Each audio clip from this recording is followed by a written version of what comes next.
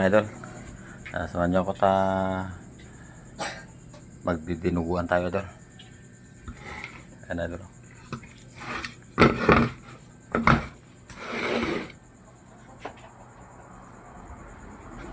Dinuguan tayo ng manok idol. Nakaupo pa siya idol. Dinuguan idol na lalagyan natin ng puso ng saging. Dinuguan na may pusong saging. Yan. Idol. Tapos magsasabaw tayo idol. Yung mga ibang partes ng kanya idol. Lalagyan naman natin ng tanglad. Yan idol, tanglad. Para mabango yung sabaw at malasa.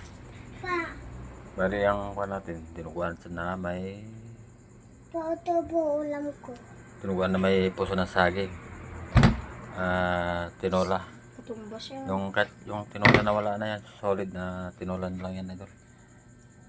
Parang kun lang paminta tsaka kun lang yan. Tanglad tsaka luya tsaka ricado na pang sinabawan na idol.